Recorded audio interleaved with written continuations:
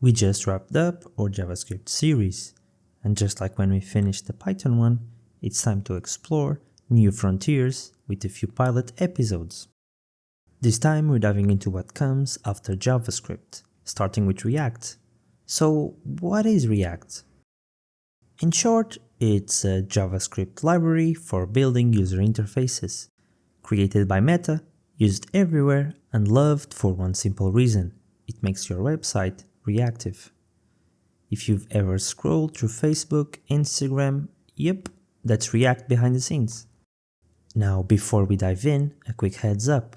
In the wild, most companies don't use React with plain JavaScript anymore. They use TypeScript, which adds types and catches bugs before your app even runs.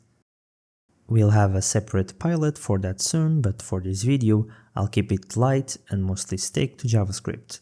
So no worries, you can follow along even if you've never typed this in your life. So how do you actually start a React project? Well, that used to be an easy answer. You just run create React app. But things have evolved and React has deprecated that tool. Instead, they now provide a few recommendations on their website. Usually they suggest using a framework, basically a bigger toolkit built around React that handles things like routing, data fetching, and deployment for you. Here are the main ones: Next.js, the most popular React framework, perfect for full-stack apps with routing, APIs, and server features built in. React Router now offers its own framework setup, great for building single-page apps and websites using familiar routing patterns. And Expo, if you want to go mobile, this one's for building native Android and iOS apps with React Native, which is basically React. There are also newer ones like Redwood.js and 10stack Start, which are exploring even more full-stack approaches.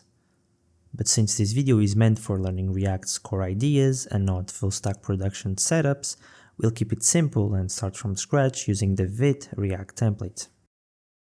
We could say a lot about Vite, but for now, let's just say it's a tool that helps us build and run our React code. And to get all this working, we'll need npm. And to get npm, we need Node, which comes bundled with it. So head over to nodejs.org and grab the latest version for your machine. To create a new project, run, and that's it. You've got a working React setup ready for your first app.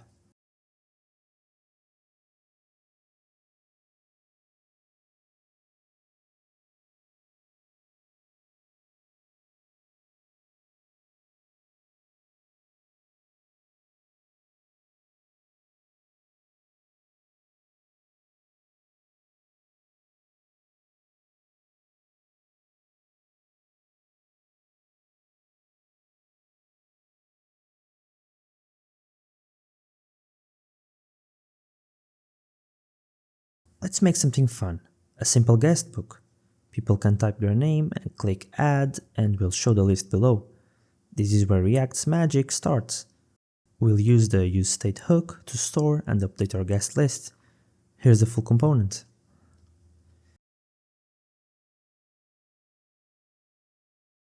See what's happening? First, what is this useState thing?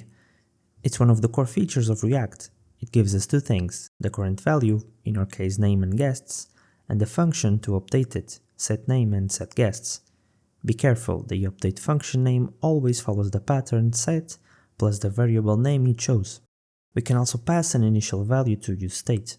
For name, it's an empty string; for guests, it's an empty array. Every time we type React, updating the name variable. Click the button and the list updates instantly, no refresh needed. That's React in action.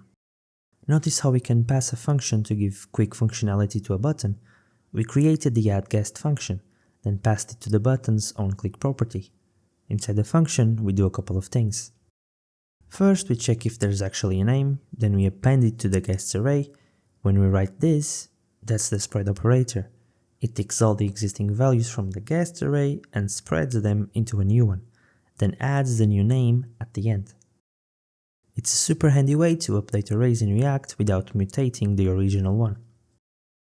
React also gives us another superpower, useEffect. It lets us run code when things change, like when a guest is added. Try this. Every time someone adds a guest, it runs again.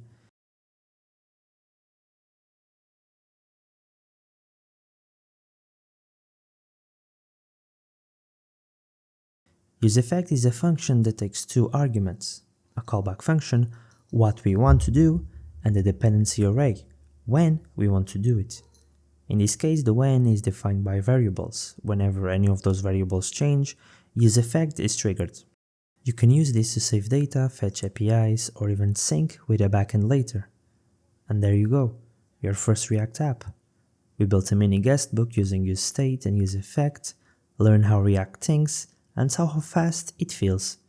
If you like this pilot and want more, don't forget to like and share so I know you want more. We will have more pilots on different JS subjects, so stay connected. I'll see you in the next dimension.